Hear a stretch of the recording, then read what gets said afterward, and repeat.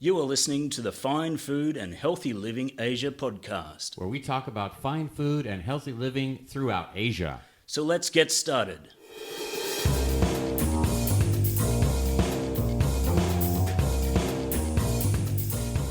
Hey everybody, Ian and Todd here. Welcome to the Fine Food and Healthy Living Asia podcast. If this is your first time listening, then thanks for coming.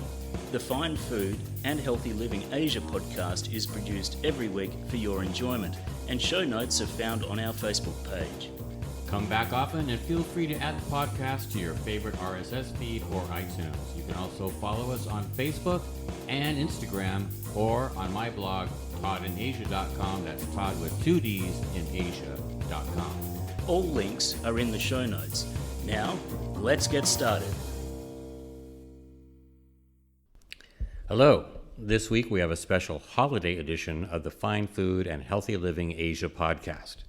Ian is in Kuala Lumpur between Christmas and New Year's, and Rochelle and I will be going to Singapore to celebrate New Year's Eve at Salt Grill and Sky Bar, where Chef Jake is serving a special New Year's Eve dinner, followed by a 360-degree view of Singapore, the fireworks, all from the 55th floor of the Ion building. So, while we are bringing in the new year, we are happy to play this wonderful recording of Ian interviewing none other than his mother, Mary Nenke. In 1990, Mary, who had been involved in the farming industry for 30 years, her husband and their 6 children forged ahead into a new venture, Yabby farming. Cambinata Yabbies quickly developed into an enterprise that could support the direct export of Yabbies to overseas countries. Mary Nenke is an ardent campaigner for sustainability issues in Western Australia, and she has a regular audience with the country's lawmakers through her spot on the Regional Women's Advisory Council. She also owns and operates an ecotourism enterprise, Mary's Farm Cottages, and as you will hear, is passionate about her farm, her family, and Yabbies. If you're interested in the possibility of having Yabbies in your restaurant or retail establishment, contact Ian Nenke at ian@agsfoods.com.sg. That's Ian, I-A-N, at agsfoods.com.sg, or through the Fine Food and Healthy Living Asia website contact form. And now, Happy New Year, and enjoy the show.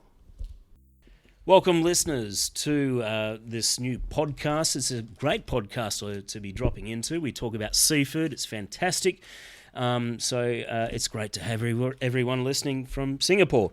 Anyway, for all you listeners out there, we have an amazing entrepreneur, a woman that's very famous in Australia. She's an Australian export hero, WA Citizen of the Year for Regional Development, WA Women's Hall of Fame, and an inaugural Rural Woman of Western Australia award winner. It's a bit of a mouthful. I hope I've got that all right. Anyway, and last but not least, she also happens to be the owner of the most successful Yabby export business in Australia. And this is Mary Nenke, and if you don't know, a yabby is a freshwater crayfish. So thank you, Mary, for coming on the show, and it's great to have you here. It's fabulous to be here, Ian. So just tell us a little bit about Cambinata Yabbies, Mary. Being, for all Singaporeans out there, a lot of people don't know what a yabby is, and they don't know your story or your family history. So do tell us. Well, Cambinata Yabbies is based on our farm. The Nenke family, have been in Cochrane in Western Australia for over 100 years on this land, and 26 years ago we actually diversified the cropping and sheep programs to include yabbies. And today Cambinata Yabbies is the largest yabby processing plant in Australia, and is licensed to export to all over the world, really, to Europe and to Asia. So how many countries have you exported to over the years? Gosh, Ian, we haven't really counted how many countries. We have exported to Europe, Asia and USA, and many parts of Asia, and in Europe it's been France and Germany and the UK. Wow. And so going back a little bit, just going back from that, so how do you get all these yabbies? You have a supply network, or do you grow them, or what's the deal? Well, Ian, we can't grow all the yabbies ourselves. We need tons of yabbies to be able to market them internationally and even on the domestic market. So what happened is when we started, we were selling our yabbies to local restaurants, and our friends and neighbours came to us and they said, "You're selling your yabbies, what about selling ours?" So we started to buy their yabbies and find markets for them. And over the 26 years, we've actually bought yabbies from over 1,000 farmers. My goodness. It's a huge number. It actually contributes to their individual wealth and makes them more sustainable on their farms.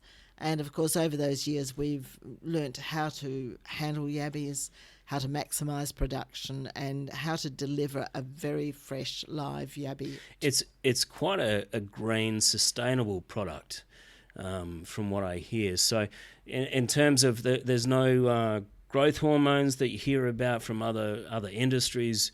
There's no chemicals or byproducts. Is that right? No, that's one of the things we're very proud of, is that the yabbies are produced in the natural environment.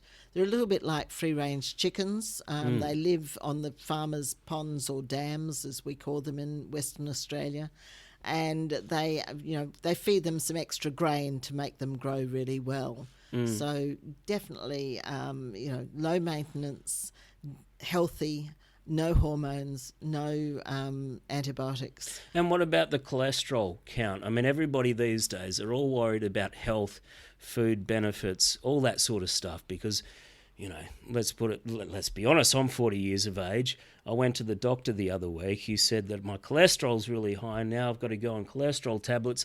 What about cholesterol? Oh, very important, Ian. Yes, yabbies are ideal because they're 0.12% fat, and therefore almost virtually cholesterol-free. So a fantastic product in that way. And, of course, high protein.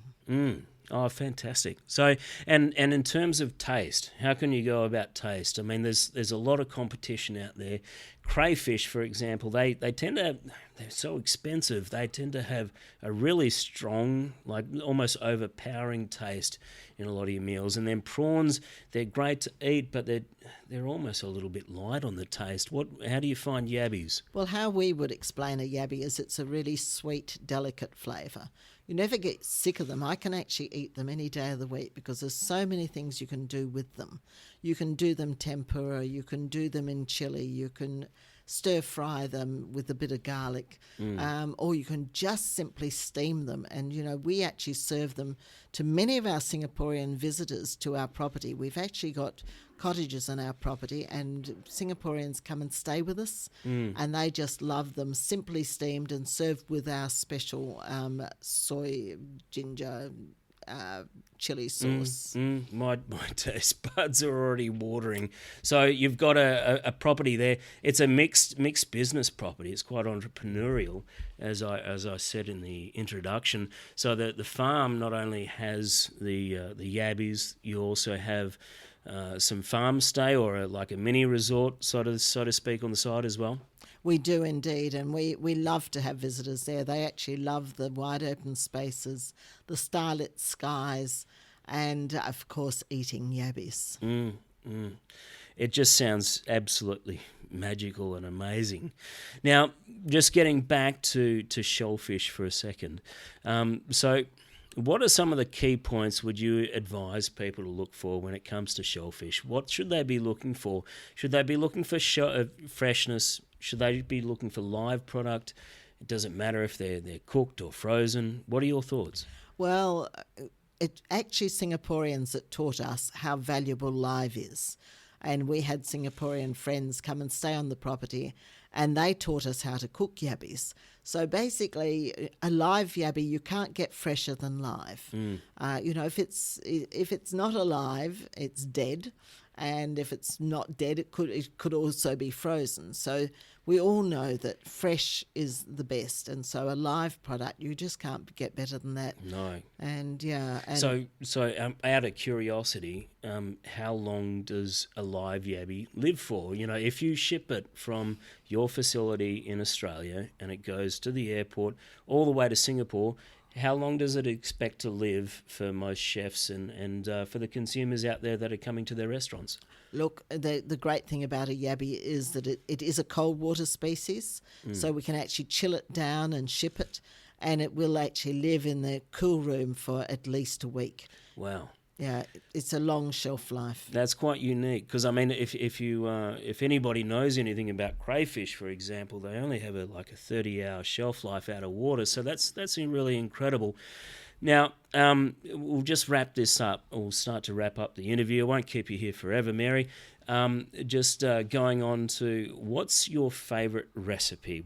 How would you describe it, or what would you suggest if somebody was to come to you and say, "I want your yabbies"?